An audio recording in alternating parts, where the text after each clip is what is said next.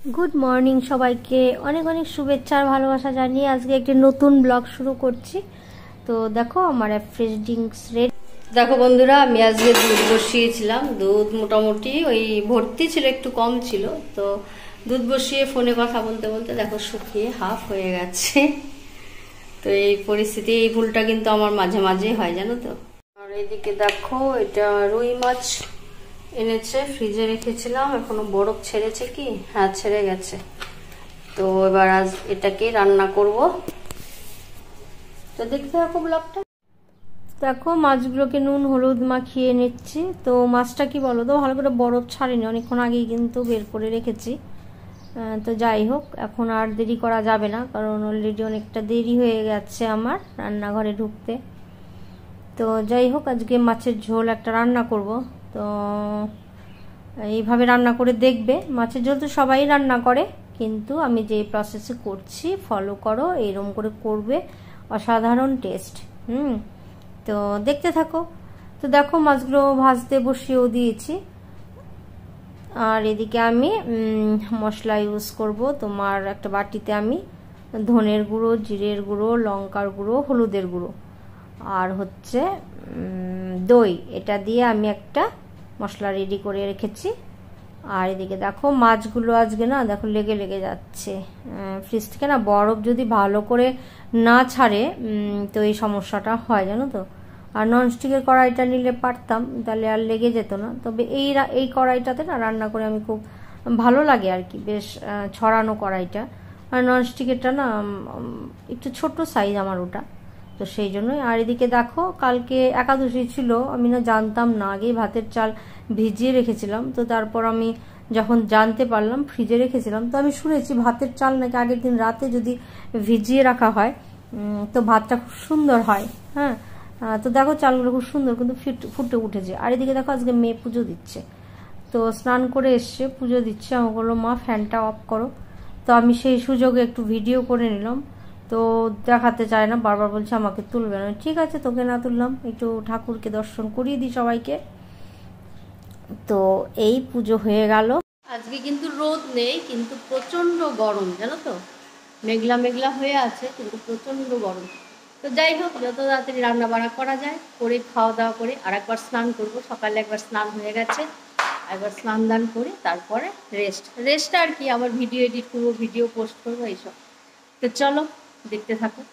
আজকে দেখো মাছগুলো ভেজে মানে আমার মনটাই খারাপ হয়ে গেল, ভেঙে ভেঙে যাচ্ছে। আসলে ফ্রিজে মাছ থাকলে না বরফ খুব ভালো করে যদি না ছাড়াই তো এরকম হয়। দেখো এরকম লেগে যাচ্ছে। তো দেখো এদিকে আমি আলু কেটে নিয়েছি, আর এই দেখো এই মশলাটা যেটা বললাম রেডি করে নিয়েছি। আর এদিকে আছে তোমার একটু পেঁয়াজ বাটা, আদা বাটা, রসুন বাটা, কাঁচা লঙ্কা বাটা। অ্যাকচুয়ালি ওই মাংসের প্রিপারেশনের জন্য ছিল, ওটা একটু বেশি ছিল সেই জন্য। আর এটা দেখো একটা মজার জিনিস, অ্যাকচুয়ালি আমাদের যে আরও আর কি ওপরে বসানো, তো ওপর থেকে জল আমাদের এইভাবে নামানো হয়। তো ভেবে হাসি পাচ্ছিল, তো সেটাই ভাবলাম তোমাদের সাথে একটু শেয়ার করি। তো কতবার ওপর নিচ করবো, তো সেই জন্য ওই বললেও ব্যাগে করে দিয়ে দেয় আর কি। তো এটাই। তো ভাতটাও বসিয়ে দিই, একদিকে ভাত আর একদিকে মাছের ঝোল, তো হয়ে যাবে। তো মাছের ঝোলে কি বলতো, আমি খুব বেশি কিন্তু খুব বেশি কি আমি ইউজ করি না পেঁয়াজ রসুন এইগুলো, তো ছিল তো ভাবলাম আজকে একটু করি এরকম ভাবে। আর এদিকে দেখো দুটো টমেটো কেটে রেখেছিলাম, তো জিরে ফোড়ন দিয়েছিলাম তেলে, তো টমেটোগুলোকে দিয়ে দিলাম, দিয়ে একটু এটাকে নরম করে নেব, ঢাকা দিয়ে দেবো, দিয়ে তারপর ওই আলুগুলো দেব, দিয়ে ভাজতে হবে আলুগুলোকে। তো টমেটোটা দেওয়ার আগে আলু দিলে ভালো হতো, যাই হোক আমার খেয়াল ছিল না, তো সমস্যা নেই, এর মধ্যেই ভাজা ভাজা করে নেব। আর দেখো এর মধ্যে আমি ওই যে পেঁয়াজ রসুন আদা কাঁচা লঙ্কার পেস্ট ছিল একটুখানি, ওইটা দিয়ে দিয়েছি। অ্যাকচুয়ালি আমি বুঝতে পারিনি যে আমি ক্যামেরাটা অন করিনি, তারপর দেখছি যে অফ ক্যামেরা। তো যাই হোক সেটা দিয়ে একটু ভাজা ভাজা করে নিলাম, আর তারপর এই মশলাটাকে দিয়ে দিলাম। এর মধ্যে নুন চিনি সব কিন্তু দেওয়া আছে। তো এবার খুব ভালো করে এটা কষাতে হবে, গ্যাসটা আমি কম করে দিয়েছি। তো যে কোনো রান্নায় দেখবে গ্যাসটা কম করে যদি রান্না করা হয় রান্নাটা কিন্তু ভালো হয়। আর গ্যাস একদম গ্যাসের ফ্লেমটা হাই করে দিলে আমার মনে হয় যেন রান্নাটা ভালো হয় না। তো সেই জন্য আমি চেষ্টা করি সবসময় গ্যাসটা কমিয়ে। আর এদিকে দেখো ভাত ফুটছে, ভাতও মোটামুটি কিন্তু হয়ে এসছে, তো আর একটু হলেই কিন্তু হয়ে যাবে। তো ভাতের চাল ভিজিয়ে রাখলে অনেকক্ষণ ভাতটা সত্যি ভালো হয়। অ্যাকচুয়ালি আমি সকালে ওই 10টা 10:30টার দিকে ভিজিয়ে রাখি, তো এটা আগের দিনের, তো ওই জন্য আর ফ্রিজে ছিল। ভাতের চালটা খুব সুন্দর হয়েছে, সাদা ধবধবে। আর এদিকে দেখো এটা কিন্তু কষানো হয়ে গেছে, তো আমি আরেকটু জল দিয়েও কিন্তু এটাকে আরও একটু সময়ের জন্য কষিয়ে নিলাম। মশলাটা যত কষানো যায় ঝোলের টেস্ট কিন্তু ততটাই ভালো আসে আর কি। তো এবার দেখো, এবার আমি গরম জল দিয়ে দিলাম পরিমাণ মতো, আর কিছু কাঁচা লঙ্কা অ্যাড করে দিয়েছি।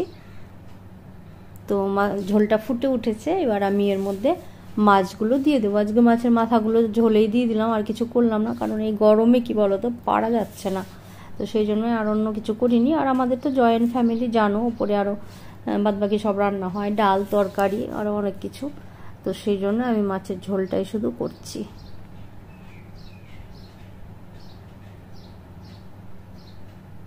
তো এবার কিছুক্ষণের জন্য ফোটাতে হবে। তো দেখো কালারটা কিন্তু খুব সুন্দর হয়েছে। তো এরকমভাবে যদি তোমরা করে না খাও, তো এরকম একটুখানি পেঁয়াজ রসুন আদা কি বলো তো বেশি না, একটুখানি ছিল, মানে 2 চামচের মতো হবে সব মিলিয়ে, তো সেইটুকু ইউজ করেছি। তো তার জন্যই না অদ্ভুত একটা টেস্ট হয়েছিল।